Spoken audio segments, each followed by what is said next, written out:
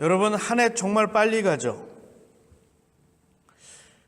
제가 이 취임식한 게 벌써 11개월이 훅 지나갔어요. 그렇죠? 2월 11일인가요? 제가 기억하긴 그런데 벌써 1년이 다 돼갑니다. 마치 쏜살 같다는 표현이 정말 딱 맞는 것 같아요. 제가 새벽 기도를 시작하면서 매주 창세기를 한 장씩 이렇게 가는데 때로는 뭐 한 장을 가지고 2주를 설교하기도 하고, 근데 벌써 40장이 훨씬 넘었더라고요. 아, 참 시간이 빨리 가는구나. 그렇게 빠른 시간이 가는 그것을 우리가 바라보면서 2018년도는 내가 어떻게 살았을까? 지금 여러분은 다 그렇게 한번 스스로를 이렇게 되돌이켜보는 그러한 시간을 갖고 계시리라고 믿습니다. 내가 2018년도 어떻게 잘 지냈나? 돌이켜보면 참 좋은 때도 있었고 참 어려운 때도 있었고, 저에게는 2018년도가 굉장히 뭐라 그럴까요? 다사다난이라기보단 참 굉장히 좋았던 한 해예요. 제가 하시엔다 감리교회에 부름을 받았고요. 또 저희 첫째 딸이 결혼하고 둘째 딸이 졸업하고, 이 정도면 괜찮죠?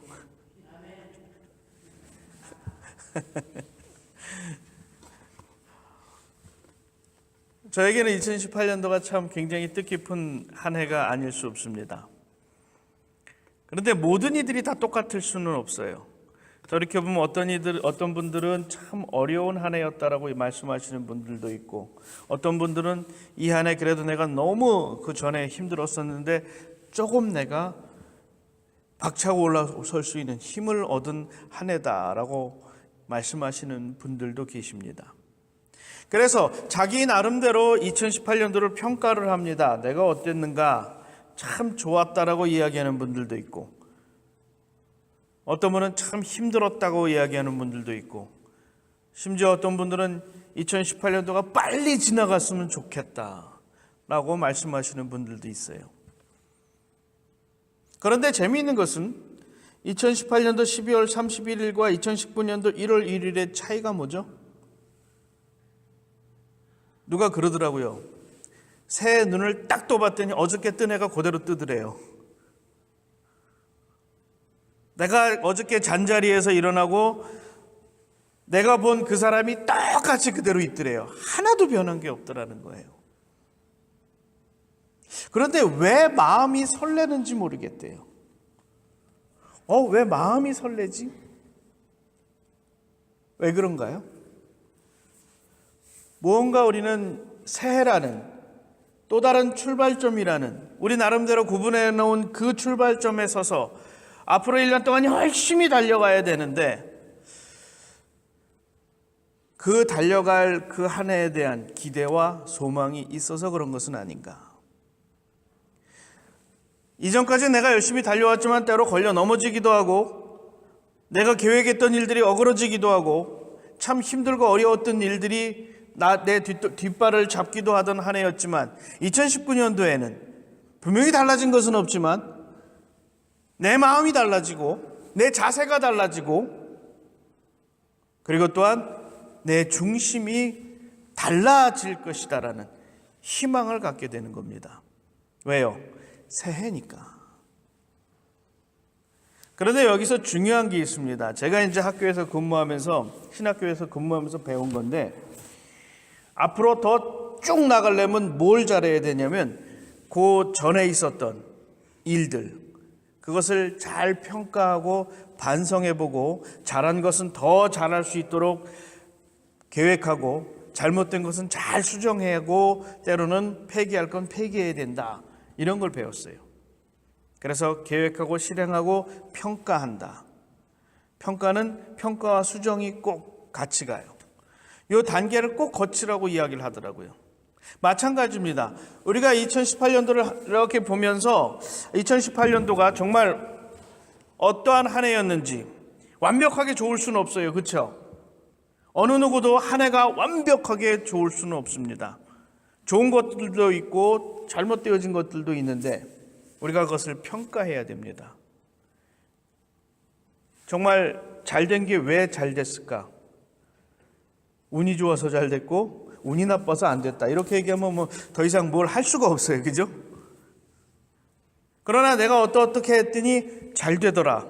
그리고 그렇게 잘 됐던 이유가 보니까 내 주변 상황이 그렇게 잘 될 수 있도록, 그리고 내가 계획했던 것이 잘 맞아서 그렇게 됐다. 그러면 2019년도에는 어떻게 해야 돼요?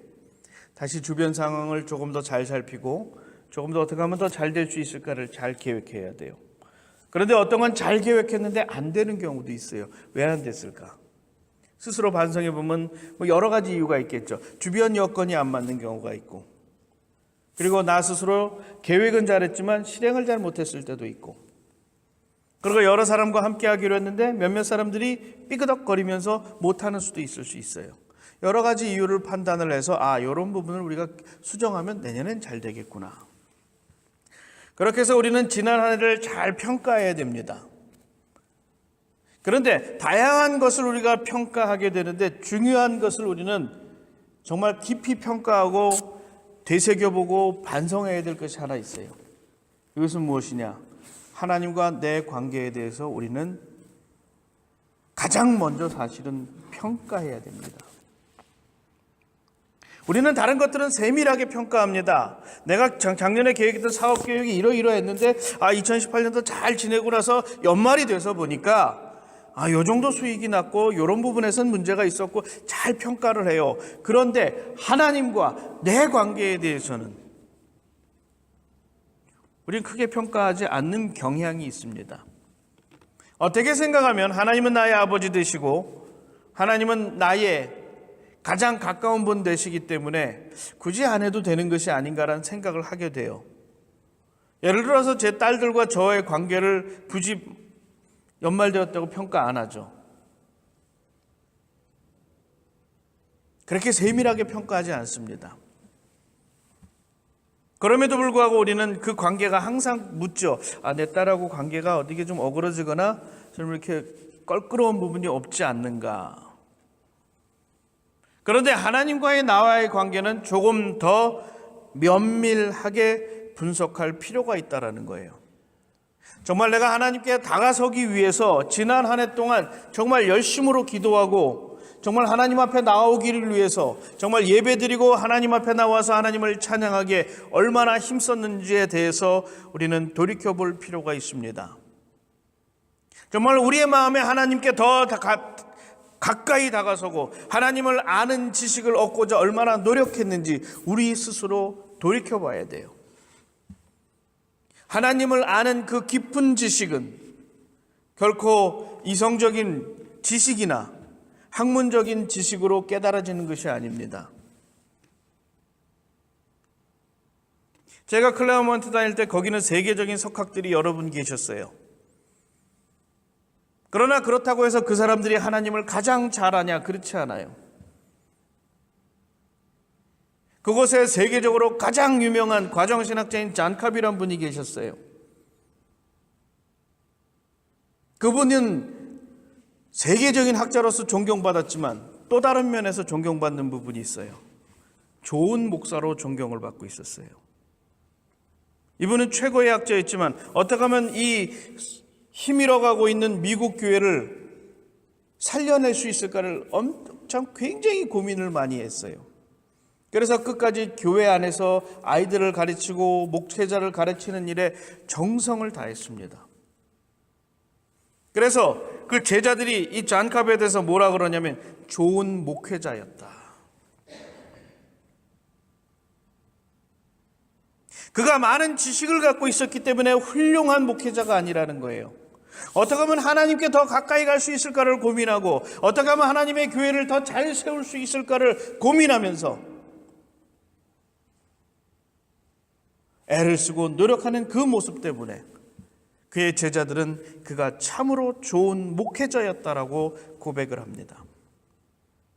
하나님을 아는 지식은 많은 지식을 갖고 있기 때문에 어떠한 많은 논리를 갖고 있기 때문에 이루어지는 것이 아니에요. 하나님과의 직접적인 만남을 통해서 우리는 하나님을 아는 지식이 더욱더 깊어질 수 있습니다. 바울은 말합니다. 믿음으로 말미암아 그리스도께서 너희 마음에 계시게 하시옵고 너희가 사랑 가운데서 뿌리 박히고 터가 굳어져서 능히 모든 성도와 함께 지식에 넘치는 그리스도의 사랑을 알고 그 너비와 길이와 높이와 깊이가 어떠함을 깨달아 하나님의 모든 충만하신 것으로 너희에게 충만하게 하시기를 구하노라. 하나님이 함께 하실 때에, 하나님이 우리 가운데 계실 때에 우리는 그것을 깨달을 수 있다는 거예요. 하나님의 그 사랑이 얼마나 넓고 깊고 높고 큰지를 하나님이 우리 가운데 계실 때에, 즉 우리가 하나님을 직접적으로 만났을 때에 우리는 그것을 깨닫게 된다라는 거예요. 즉 하나님과의 인격적인 만남을 통해서 우리는 하나님을 알게 됩니다. 근데 제가 처음에는 이 인격적인 만남이 무언가에 대해서 굉장히 고민했어요. 인격, 사람다움이란 뜻이잖아요. 사람답게 만난다? 그래서 영어를 찾아봤더니 퍼스널 인카운터예요. 퍼스널이 무슨 뜻이에요? 좀 멋있게 번역하면 인격적 뭐 이렇게 얘기하지만 개별적으로, 개인적으로 만난다는 뜻이에요. 가장 사적인 만남이에요. 내가 하나님과 만나는데 가장 긴밀하고 사적으로 만나는 만남이라는 거예요. 인격적인 만남이라는 것이 굉장히 큰 단어로 쓰여져서 우리가 그게 뭘까라고 생각하지만 실질적으로 그것의 의미는 내가 하나님과 아주 사적으로 긴밀하게 만난다라는 겁니다. 그러한 사적으로 긴밀한 만남을 가질 때에, 하나님을 정말 아주 가깝고 살갑게 만날 때에 하나님을 아는 깊은 지식을 우리는 얻을 수 있다라고 성경은 가르치는 겁니다. 그래서 주님께서 우리에게 기도에 대해서 가르치실 때 뭐라고, 누구에게 기도하라 그랬어요? 아바 하나님께. 아버지 하나님께로 번역했지만 아바 하나님이에요. 우리말로 가장 아바의 적합한 말은 뭐라 그랬어요? 아빠예요. 애기들이 아버지를 부를 때 아빠라 그래요. 5살, 6살짜리들이 아빠를 부를 때 아빠라 그래요.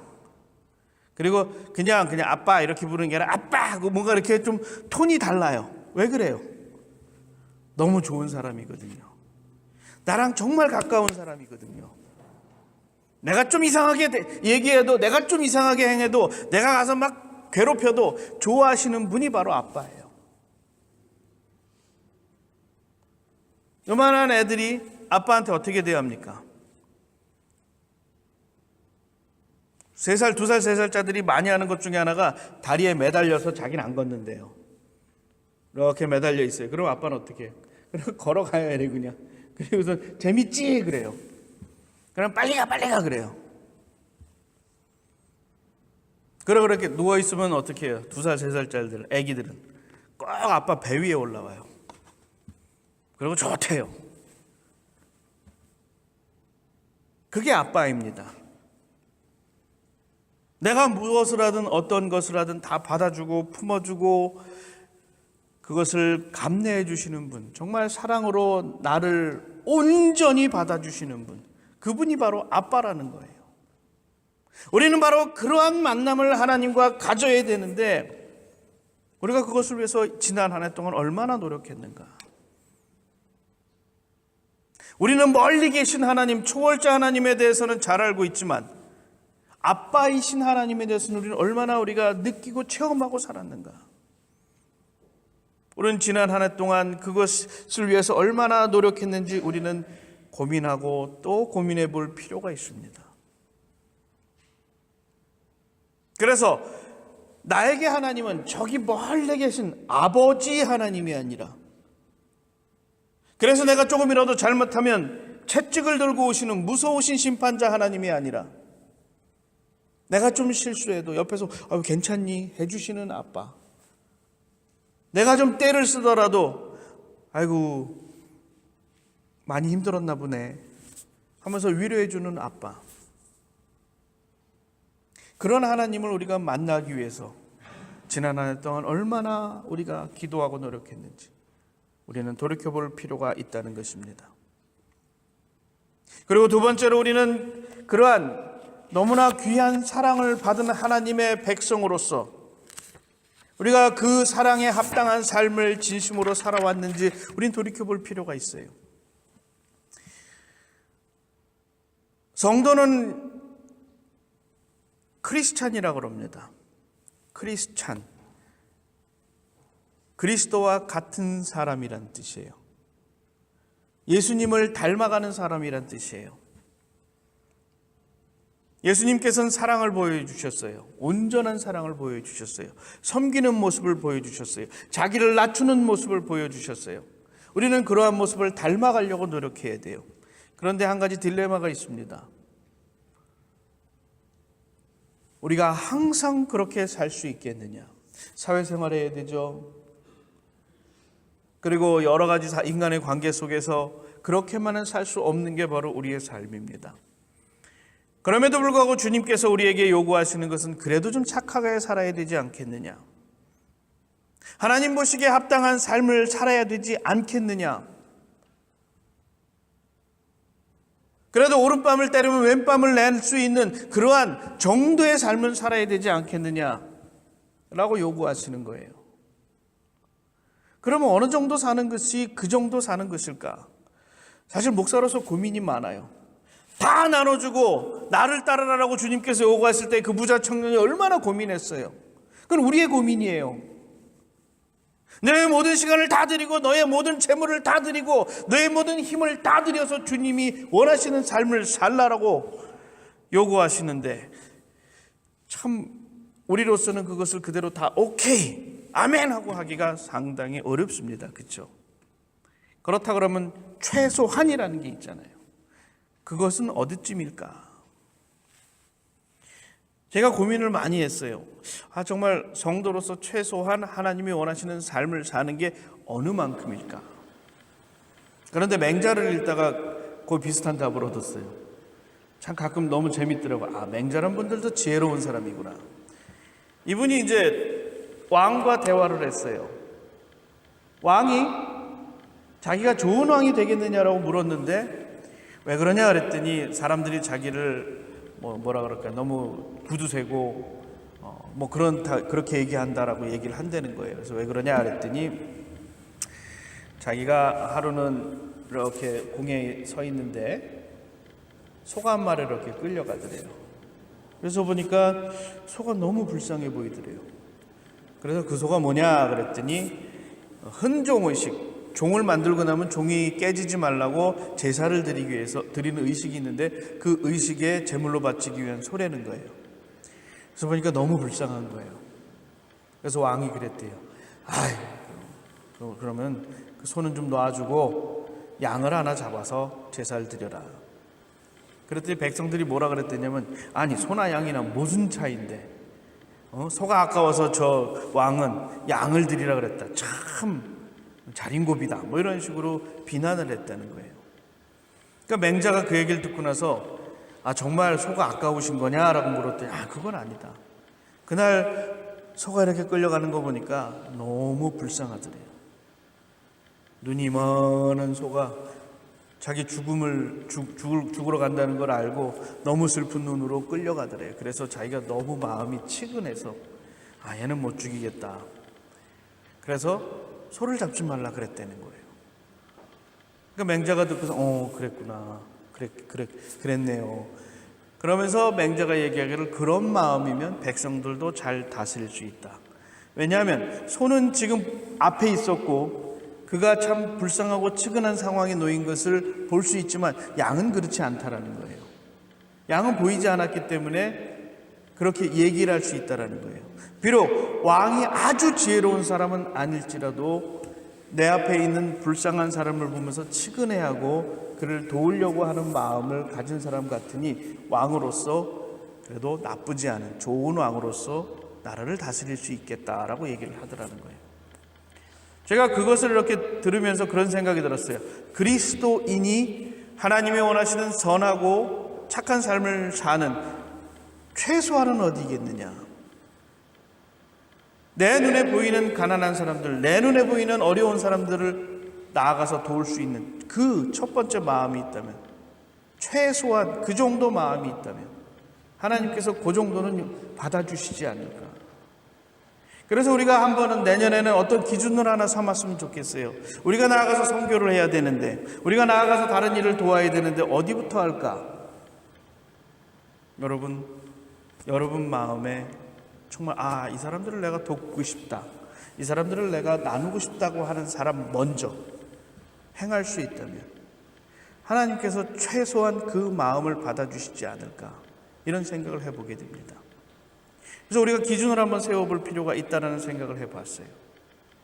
우리가 지난 한 해를 돌이켜보면서 우리가 하나님께서 주신 그 엄청난 사랑을 받았고 그 사랑을 세상에 전해야 되는데 우리가 얼만큼 전해야 되겠는가, 여러분 고민하시고 기도하시기 바랍니다. 그리고 내년에는, 2019년도에는 조금 더 많이 기도하고 조금 더 베풀고 조금 더 섬기기 위해서 노력했으면 좋겠다는 생각을 해봅니다.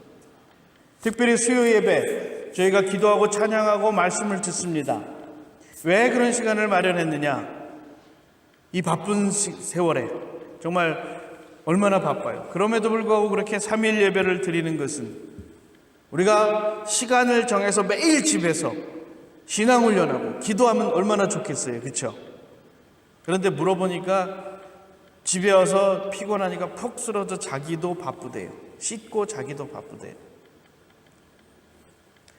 그런데 3일째 되는 수예배라도 있으면 조금 힘들지만, 어떻게 생각하면 많이 힘들지만 와서 함께 찬양하고 함께 기도하고 함께 말씀을 들으면 그래도 조금 더 훈련할 수 있고 조금 더 약간 강압에 밀리는 거잖아요. 그렇게 해서 하나님께 조금 더 가까이 갈 수 있지 않겠느냐, 이런 생각을 하게 되는 겁니다.